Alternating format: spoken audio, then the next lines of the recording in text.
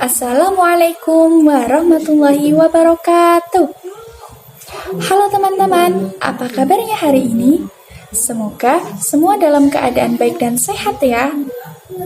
Perkenalkan, nama saya Nikmatur Rafikoh, NIM 2419051 dari jurusan Pendidikan Islam Anak Usia Dini, kelas B.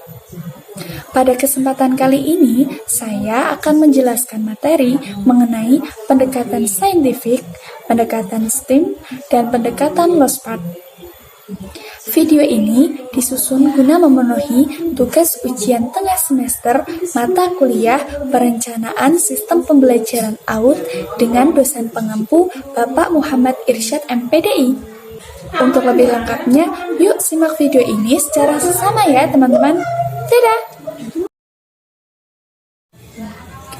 Pendekatan saintifik berarti konsep dasar yang melatar belakangi perumusan metode mengajar dengan menerapkan karakteristik yang ilmiah.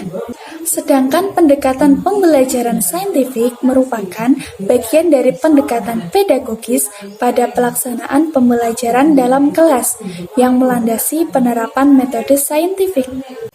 Oleh karena itu, seorang guru PAUD harus memiliki kompetensi, salah satunya yaitu kompetensi pedagogik, yakni kemampuan guru dalam pengembangan pembelajaran, baik dalam merancang pelaksanaan pembelajaran maupun dalam menyelenggarakan kegiatan pembelajaran anak usia dini. Adapun tujuan pembelajaran dengan pendekatan saintifik ini yaitu yang pertama, untuk meningkatkan kemampuan intelektual, yang kedua, untuk membentuk kemampuan siswa, yang ketiga, untuk melatih siswa dalam mengkomunikasikan ide-ide, yang keempat, untuk mengembangkan karakter siswa, yang kelima, diperolehnya hasil belajar yang tinggi, dan yang terakhir yaitu terciptanya kondisi pembelajaran, di mana siswa merasa bahwa belajar itu merupakan suatu kebutuhan. Nah, sedangkan prinsip-prinsip pembelajaran dengan pendekatan saintifik ini meliputi yang pertama, pembelajaran berpusat pada siswa, pembelajaran membentuk student self-concept, pembelajaran terhindar dari verbalisme, pembelajaran memberikan kesempatan pada siswa untuk mengasimilasi dan mengakomodasi konsep, hukum, dan prinsip, pembelajaran mendorong terjadinya peningkatan kemampuan berpikir siswa, pembelajaran meningkatkan motivasi belajar siswa dan motivasi mengajar guru, memberikan kesempatan kepada siswa untuk melatih kemampuan dalam berkomunikasi, dan yang terakhir adanya proses validasi terhadap konsep, hukum, dan prinsip yang dikonstruksi siswa dalam struktur kognitifnya. Kemudian, pendekatan saintifik dalam pembelajaran ini dapat disajikan sebagai berikut. Yang pertama, mengamati atau observasi. Metode mengamati sangat bermanfaat bagi pemenuhan rasa ingin tahu peserta didik, sehingga proses pembelajaran memiliki kebermaknaan yang tinggi. Yang kedua, menanya. Dalam kegiatan mengamati, guru membuka kesempatan secara luas kepada peserta didiknya untuk bertanya mengenai apa yang sudah dilihat, disimak, dibaca, ataupun dilihat. Yang ketiga, mengumpulkan informasi. Kegiatan ini dilakukan dengan menggali dan mengumpulkan informasi dari berbagai sumber melalui berbagai cara. Kemudian yang keempat, menalar, yakni memproses informasi yang sudah dikumpulkan, baik terbatas dari hasil kegiatan mengumpulkan ataupun eksperimen, maupun hasil dari kegiatan mengumpulkan informasi. Kemudian yang kelima, mencoba. Hasil belajar yang nyata atau otentik akan didapat jika peserta didik mencoba atau melakukan percobaan. Hal ini dimaksudkan untuk mengembangkan berbagai ranah tujuan belajar, yaitu sikap, pengetahuan, dan keterampilan. Dan yang terakhir yaitu mengkomunikasikan.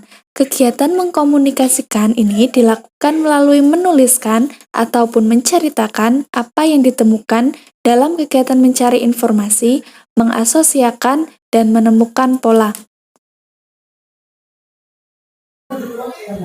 Langkah pembelajaran pada pendekatan saintifik ini meliputi beberapa ranah pencapaian hasil belajar, yaitu ranah sikap, ranah pengetahuan, dan ranah keterampilan. Nah, dari hasil belajar tersebut dapat melahirkan siswa yang produktif, kreatif, inovatif, dan efektif dengan melalui penguatan sikap keterampilan dan pengetahuan yang terintegrasi.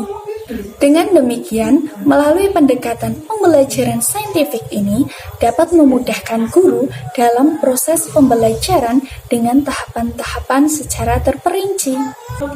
Karakteristik dari pembelajaran dengan menggunakan metode saintifik yaitu antara lain berpusat pada siswa, dapat mengembangkan karakter siswa, melibatkan keterampilan proses sains, dan yang terakhir yaitu melibatkan proses kognitif.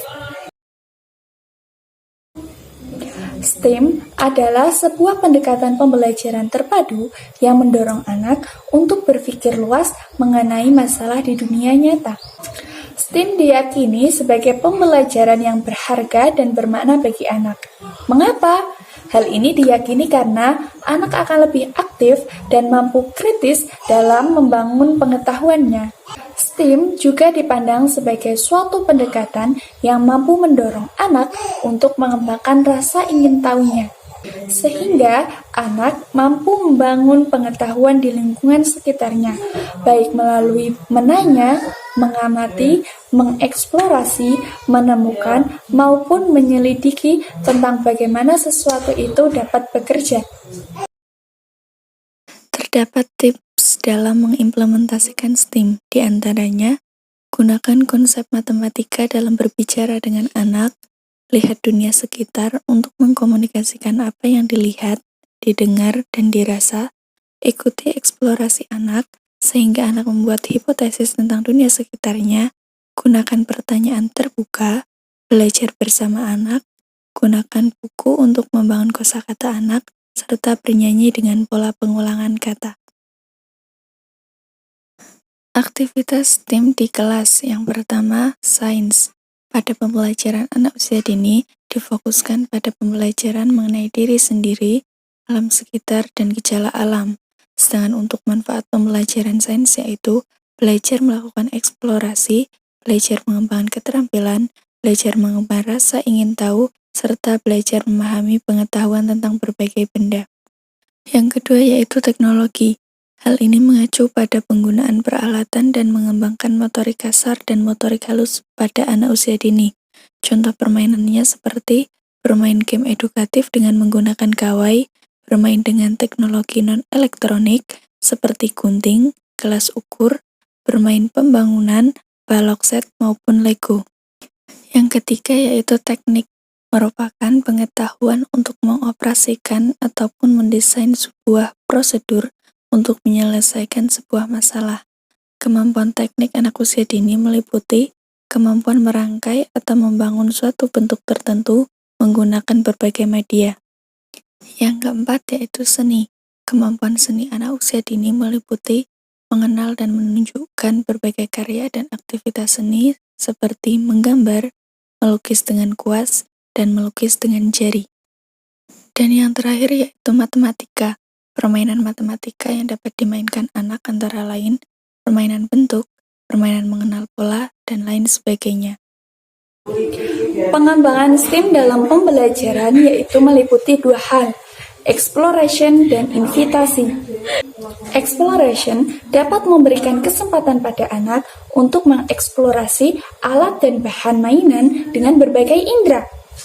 Sedangkan invitasi merupakan penataan benda-benda yang dipilih dan ditata di dalam kelas, yang dapat mengundang anak untuk menggunakannya dalam pembelajaran. Nah, sedangkan untuk metode pembelajarannya yaitu melalui eksplorasi, bermain drama, konstruksi, bercerita atau mendongeng, serta proyek yang disesuaikan dengan kapasitas. Adapun penerapan STEAM dalam pembelajaran yang harus menekankan beberapa aspek, yaitu mengajukan pertanyaan dan menjelaskan masalah, mengembangkan dan menggunakan model, merancang dan melaksanakan penelitian, menginterpretasi dan menganalisis data, menggunakan pemikiran matematika dan komputasi, membuat penjelasan dan merancang solusi, berpartisipasi dalam kegiatan argumentasi, mendapatkan informasi, memberikan evaluasi, dan menyampaikan informasi. Salah satu bentuk media pembelajaran yang diterapkan pada pembelajaran STEAM untuk anak usia dini adalah Lospat. Mengapa? Hal ini dikarenakan Lospat sesuai dengan karakteristik anak, yaitu dapat diadaptasi dan dimanipulasi dengan berbagai cara, mendukung aktivitas dan imajinasi anak, serta dapat mengembangkan ide anak. Lospat merupakan bahan-bahan terbuka, terpisah, dapat dijadikan satu kembali, dibawa, digabungkan, dijejer, dipindahkan, dan digunakan sendiri ataupun digabungkan dengan bahan lain. Lospat ini memberikan kesempatan pada anak untuk bermain dengan teman sebayanya, menyelidiki, menemukan, mengeksplorasi, dan berkreasi dengan berbagai bahan yang ada. Lospat dapat membantu anak untuk mengambil resiko, mengeksplorasi, dan menyelidiki sambil terlibat aktif, sensorik, kolaboratif, dan bermain drama.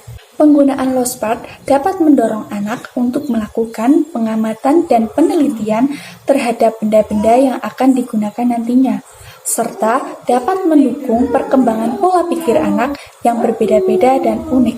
Hal ini dikarenakan penggunaan Lospat tidak memiliki aturan yang terikat untuk digunakan, kemungkinan yang dimiliki tidak terbatas, dan dapat terus dieksplorasi oleh anak. Mungkin itu saja yang dapat saya sampaikan, kurang lebihnya mohon maaf. Semoga ilmu yang saya share dapat bermanfaat bagi kita semua. Sekian dari saya, wassalamualaikum warahmatullahi wabarakatuh.